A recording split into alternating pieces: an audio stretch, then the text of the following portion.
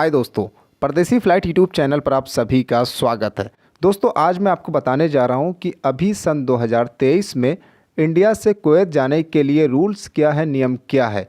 इसलिए जो भी लोग पहली बार इंडिया से कुवैत एम्प्लॉयमेंट वीज़ा पर जाने के लिए तैयारी कर रहे हैं या फिर जाने की हसरत रखते हैं, तमन्ना रखते हैं, उनके लिए ये वीडियो बहुत ही उपयोगी है। क्योंकि इस वीडियो के माध्यम से मैं आपको बताऊंगा कि कुवैत जाने के लिए पीसीसी कैसे होता है, मेडिकल क्या होता है, वीज़ा स्टाम्पिंग कैसे होता है, इमिग्रेशन क्या होता है, पासपोर्ट का नियम क्या है कुवैत के लिए, इस पूरे प्रोसेस में समय कितना लगता है, खर्चा कितना आएगा। तो सारी चीज़ें दोस्तों मैं आपको स्टेप बाय स्टेप डिटेल्स में बताऊँगा। इसलिए जो भी लोग पहली बार इंडिया से कुवैत एम्प्लॉयमेंट वीज़ा पर जाने के लिए तैयारी कर रहे हैं या जाने की सोच रहे हैं, वो लोग ये वीडियो ज़रूर देखें ताकि उनको सही और सटीक जानकारी मिल सके।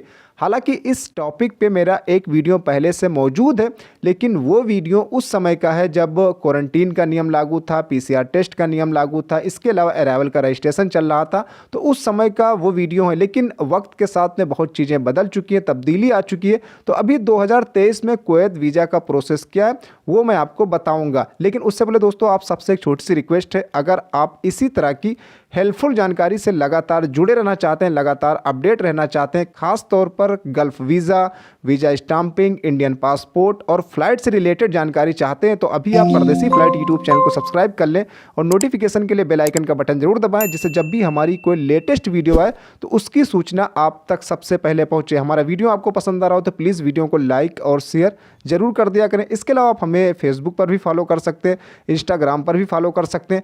आपका कोई सवाल है तो कोशिश करें कि वो सवाल आप इंस्टाग्राम या फेसबुक पर ही पूछने की कोशिश करें। कुवैत वीज़ा के लिए दोस्तों सबसे पहले बात करते हैं एज को लेकर और पासपोर्ट रूल्स को लेकर। तो कुवैत वीज़ा के लिए आपकी एज कम से कम 21 साल होनी चाहिए। अगर 21 साल से कम है आपकी उम्र तो आपको कुवैत का एम्प्लॉयमेंट वीज़ा नहीं मिलेगा। 21 साल पूरा होने के बाद ही आप कुवैत का एम्प्लॉयमेंट वीज़ा ले सकते हैं।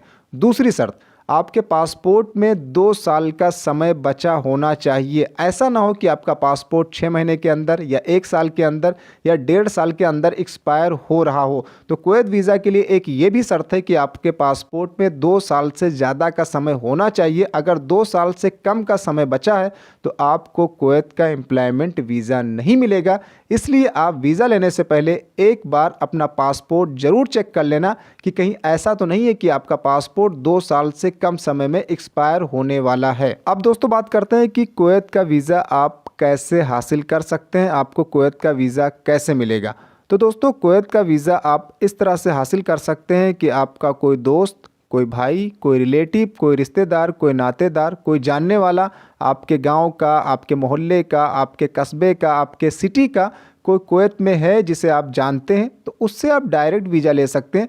ये तरीका काफ़ी सुरक्षित होता है, काफ़ी आसान माना जाता है। इसमें फ्रॉड होने का खतरा नहीं होता है, क्योंकि जो कुवैत में रहता है उसको मालूमात होती है वीज़ा के बारे में, उसके काम के बारे में, सैलरी के बारे में, सारे डिटेल्स उसको पता होते हैं। तो उससे आप वीज़ा ले सकते हैं। ये काफ़ी आसान और काफ़ी सुरक्षित तरीका होता है। दूसरा तरीका ये होता है कि आप डायरेक्ट जो ट्रैवल एजेंसी है, जो ऑफिस है वीज़ा वाली, वहाँ से आप वीज़ा हासिल कर सकते हैं। तो इस तरीके से दोस्तों आप कुवैत का वीज़ा ले सकते हैं। वीज़ा मिल जाने के बाद दोस्तों आपको गमका मेडिकल कराना होता है। गमका का मतलब होता है gulf approved medical centre association, यानी ऐसे मेडिकल सेंटर जिनको गल्फ कंट्री ने, गल्फ देशों ने मेडिकल के लिए मंजूरी दी हुई है, अप्रूवल दिया हुआ है, उन्हीं मेडिकल सेंटर पर आप अपना मेडिकल कराएंगे। इसके लिए दोस्तों आपको ऑनलाइन अपॉइंटमेंट बुक करना होता है। ऑनलाइन अपॉइंटमेंट के समय आपको जो भी मेडिकल सेंटर मिलेगा उसी मेडिकल सेंटर पर जाकर आप अपना मेडिकल कराएंगे।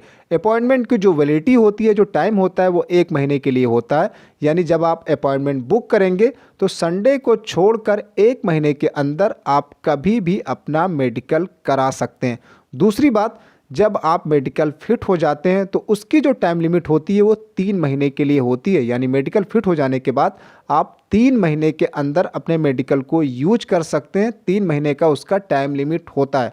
और खुदा ना खास्ता अगर आप किसी वजह से मेडिकल अनफिट हो गए और मेडिकल सेंटर वाले ने आपके मेडिकल को ऑनलाइन कर दिया, स्टेटस आपका ऑनलाइन हो गया, तो फिर दूसरा मेडिकल आप 3 महीने के बाद ही करा पाएंगे। इसके अलावा मेडिकल के लिए आपको कुवैत के ओरिजिनल वीज़ा की ज़रूरत पड़ेगी और पासपोर्ट की। बिना ओरिजिनल वीज़ा के कुवैत का मेडिकल नहीं हो सकता है। और कई मेडिकल सेंटर वाले ऐसे होते हैं जो मेडिकल अनफिट हो जाने के बाद आपके ओरिजिनल वीज़ा को जमा कर लेंगे मेडिकल सेंटर पर ही। मेडिकल फिट हो जाने के बाद दोस्तों अब नंबर आता है वीज़ा स्टाम्पिंग का। वीज़ा स्टाम्पिंग के लिए आपका original visa, original passport, vaccine certificate, medical fitness की रिपोर्ट और पीसीसी यानी पुलिस क्लियरेंस सर्टिफिकेट की ज़रूरत पड़ती है। पुलिस क्लियरेंस सर्टिफिकेट जो है वो पासपोर्ट ऑफिस की तरफ से बनाया जाता है, जो 6 महीने के लिए वैलिड होता है। इसे आप वीज़ा मिलने से पहले भी बनवा सकते हो और वीज़ा मिलने के बाद भी आप पुलिस क्लियरेंस सर्टिफिकेट बनवा सकते हो। कुवैत का जो वीज़ा होता है वो 3 महीने के लिए भी निकलता है, 4 महीने के लिए भी निकलता है, 6 महीने के लिए भी निकलता है। तो आप अपने वीज़ा पर उसकी टाइम लिमिट देख सकते हो। तो जब वीज़ा स्टाम्प होने के लिए कुवैत के एम्बेसी में जाता है तो उसमें लगभग 10 से 15 दिन का वक्त लगता है। 10 से 15 दिन के बाद वीज़ा स्टाम्प होकर पासपोर्ट वापस एजेंट को मिल जाता है। पासपोर्ट वापस हो जाने के बाद अब अगला प्रोसेस होता है इमिग्रेशन का। यानी अगर आपका पासपोर्ट ईसीआर है, इमिग्रेशन चेक रिक्वायर्ड वाला है, आप हाई स्कूल यानी कक्षा 10 पास नहीं है, तो आपका इमिग्रेशन भी होता है जो गवर्नमेंट ऑफ इंडिया का इमिग्रेशन डिपार्टमेंट करके देता है। इसमें भी 10 से 15 दिन का वक्त लगता है। लेकिन यदि आपका पासपोर्ट ईसीएनआर है यानी इमिग्रेशन चेक नॉट रिक्वायर्ड वाला है, आपने हाई स्कूल की मार्कशीट लगवा कर अपना पासपोर्ट बनवाया है, तो आपको इमिग्रेशन कराने की ज़रूरत नहीं पड़ती है। लेकिन जिनका पासपोर्ट ईसीआर है उनके लिए इमिग्रेशन ज़रूरी होता है। तो वीज़ा स्टाम्पिंग के बाद आपको इमिग्रेशन कराना होता है। इमिग्रेशन में भी 10 से 15 दिन का वक्त जाता है। तो ये हो गया दोस्तों पूरा प्रोसेस। अब बात करते हैं इसमें कितना खर्चा आएगा। तो अगर वीज़ा आपका है, डायरेक्ट आपको वीज़ा मिला है, आपके भाई ने, आपके किसी रिलेटिव ने, किसी जान पहचान वाले ने दिया है, तो लगभग जो खर्चा आएगा मेडिकल से लेकर इमिग्रेशन टिकट तक, उसमें लगभग 50 से 55 हज़ार का खर्चा आएगा। लेकिन यदि आप वीज़ा किसी ट्रेवल एजेंट, किसी ऑफिस से ले रहे हैं तो उसमें खर्चा ज़्यादा आएगा। वो खर्चा 90 हज़ार भी हो सकता है, 1 लाख भी हो सकता है, 1,10,000 भी हो सकता है। वीज़ा कैटेगरी के ऊपर डिपेंड करता है और किस तरह से आपने ऑफिस वाले से बातचीत की है, कैसे आपकी डीलिंग है, उस पर भी डिपेंड करता है। तो ये दोस्तों पूरा प्रोसेस है। इमिग्रेशन हो जाने के बाद आपको टिकट बुक करना होता है। टिकट बुक करने के बाद आप अपना टिकट, वैक्सीन सर्टिफिकेट अपने साथ रखेंगे। उसके बाद कुवैत के लिए ट्रेवल करेंगे। कहीं कोई आपको रजिस्ट्रेशन करने की ज़रूरत नहीं है, ना कोई पीसीआर टेस्ट कराने की ज़रूरत है, ये सब कुछ भी कराने की ज़रूरत नहीं है। आप सीधा वैक्सीन सर्टिफिकेट अपने हाथ में रखेंगे, एयर टिकट अपने हाथ में रखेंगे, उसके बाद इंडिया से कुवैत के लिए ट्रेवल आप कर जाएंगे। तो बहरहाल दोस्तों ये पूरा प्रोसेस है इंडिया से कुवैत वर्क वीज़ा यानी एम्प्लॉयमेंट वीज़ा पर जाने के लिए। इसमें कोई बात जो आपके समझ में ना आई हो तो वो आप कमेंट करके पूछ सकते हैं। मैं कोशिश करूंगा आपके सवालों के जवाब देने की। मिलते हैं दोस्तों नेक्स्ट वीडियो में नई जानकारी के साथ। तब तक आप अपना ख्याल रखें, खुश रहें, गुड बाय।